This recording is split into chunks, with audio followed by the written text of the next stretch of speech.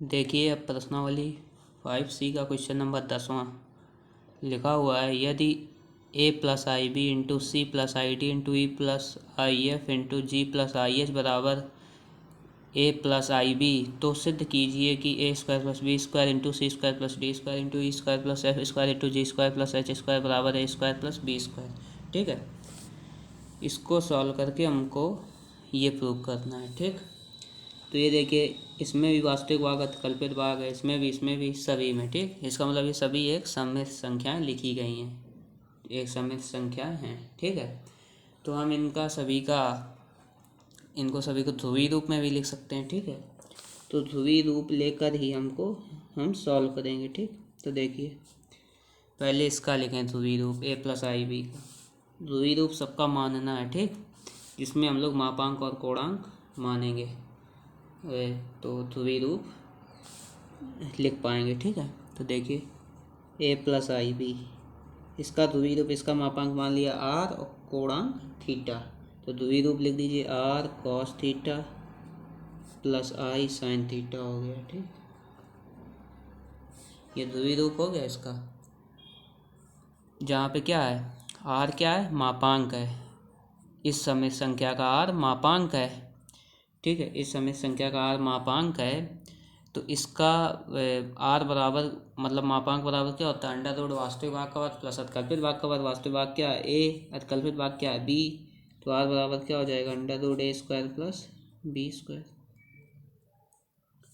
ठीक, तो यहाँ से दोनों पक्षों का वर्ग कर देंगे तो r स्क्वायर बराबर a square plus B square हो जाएगा।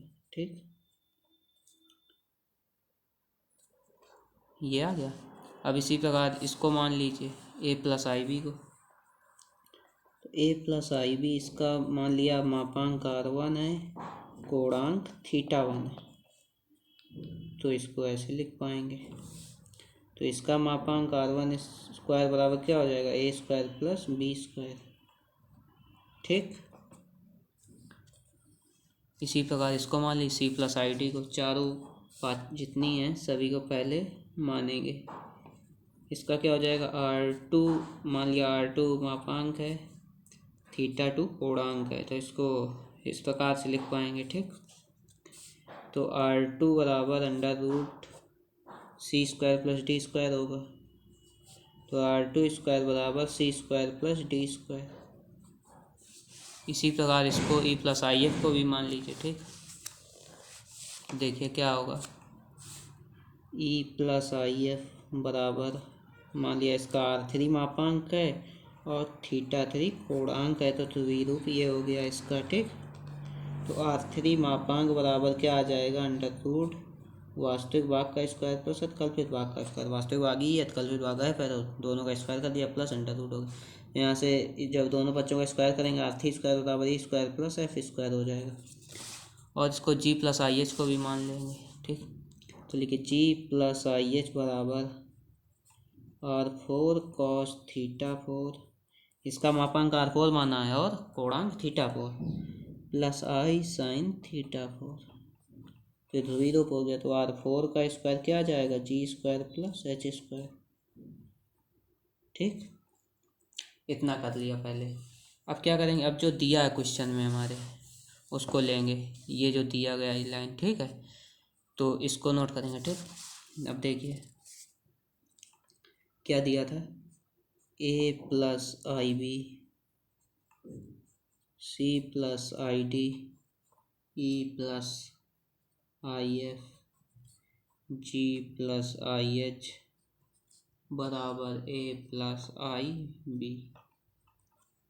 इतना हो गया।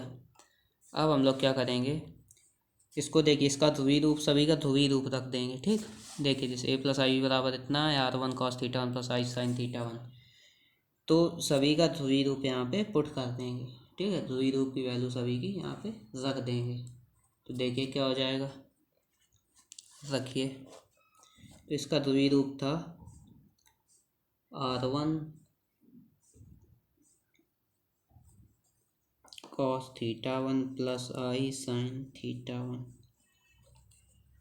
ठीक, इंटू इसका था r2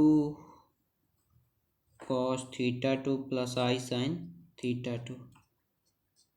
तीसरे का था इसे मल्टीप्लाई में R3 cos theta three plus i sine theta three into इसका R4 cos theta four plus i sine theta four, और इसका था R cos theta plus i sine theta बराबर में। ठीक, अब देखिए क्या करेंगे,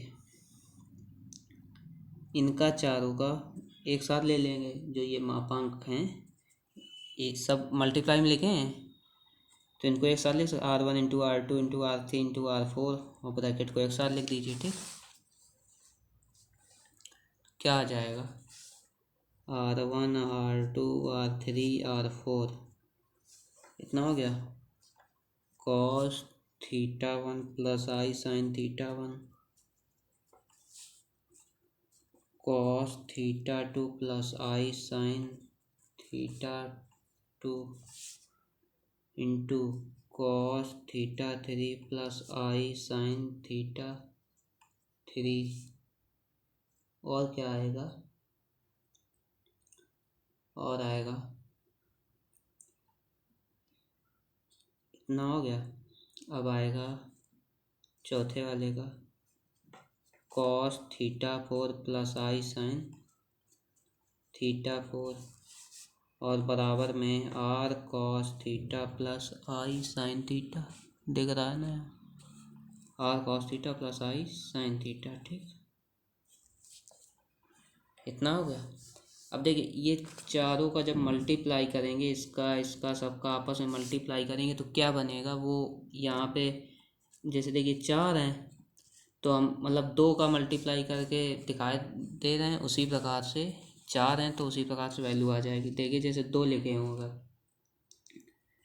cos theta one plus i sine, यहाँ पे दिख रहा है i sine theta one into cos theta two plus i sine theta two, दो लिखे हैं तो इनका मल्टीप्लाई करिए तो क्या हो जाएगा cos theta one into cos theta two, दोनों का मल्टीप्लाई करिए। ठीक, प्लस आई साइन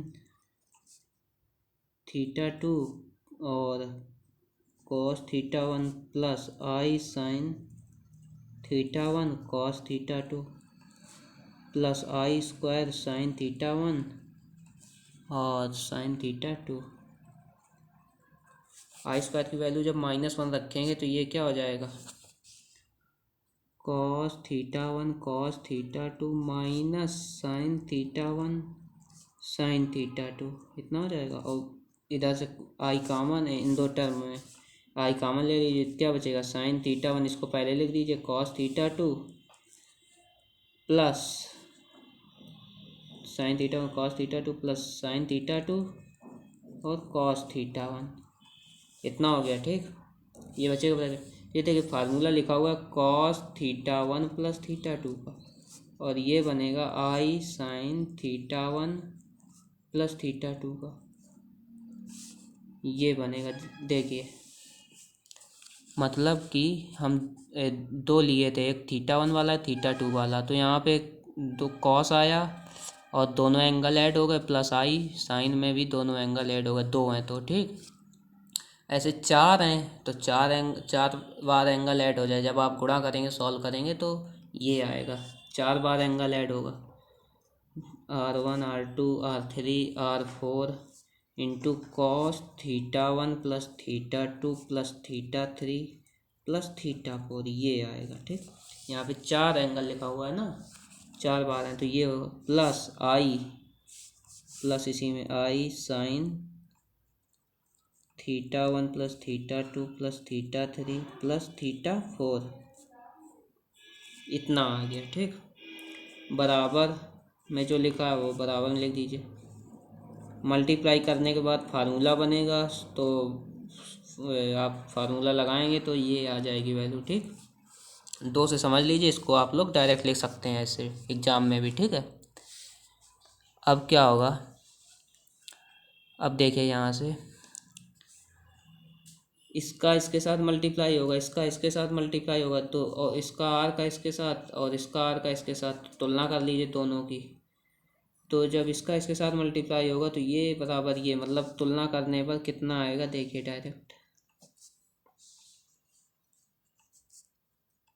तुलना करने पर मिलेगा R1 R2 R3 R4 cos θ1 plus θ2 plus θ3 plus θ4 bracket के अंदर मल्टीप्लाई कर देंगे जो बाहर लिखे हुए मापांक उनका, तो उसके बाद तुलना करने पर ये आएगा बराबर R cos θ1। दोनों बच्चों की तुलना करेंगे, ठीक।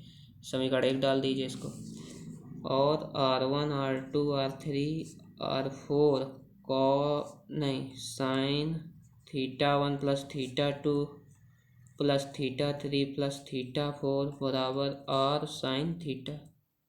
ये समीकरण 2 हो गया। अब क्या करिए, समीकरण 1 और 2 को वर्ग करके जोड़ दीजिए, ठीक है। तो जब वर्ग करके जोड़ेंगे तो R1 square plus R2 square plus R3 square plus R4 square common आ जाएगा, अंदर बचेगा कॉस स्क्वायर इतना प्लस साइन स्क्वायर इतना, तो ये 1 हो जाएगा। यहाँ भी R स्क्वायर बचेगा और अंदर cos square theta plus sine square theta 1 हो जाएगा। तो क्या आएगा देखिए, समीकरण 1 व 2 को वर्ग करके जोड़ने पर इतना आएगा R1 square plus R2 square R1 square into R2 square into R3 square into R4 square बराबर R स्क्वायर, इतना आएगा, ठीक। तो अब क्या करेंगे, जो वैल्यू निकाली थी यहाँ पे are square R1 square value इतनी, R2 स्क्वायर की वैल्यू इतनी, R3 स्क्वायर वैल्यू इतनी, R4 स्क्वायर की वैल्यू, ये सब रख देंगे बराबर में R स्क्वायर की वैल्यू रख देंगे। तो रखिए, R1 स्क्वायर की वैल्यू आई थी A square plus B square, R2 square की value C square plus D square, R3 square की value E square plus F square, R4 square की value G square plus H square, और R square की value A square plus B square. देखिए यही सिद्ध करना था, यही सिद्ध करना था ये, तो यही प्रूव हो गया, ठीक। फ्रूट, तो इस प्रकार से सॉल्व करेंगे, ठीक है। तो ये प्रश्नावली कंप्लीट हो गई। अब अगली प्रश्नावली सॉल्व करेंगे अगली वीडियो में। Thank you.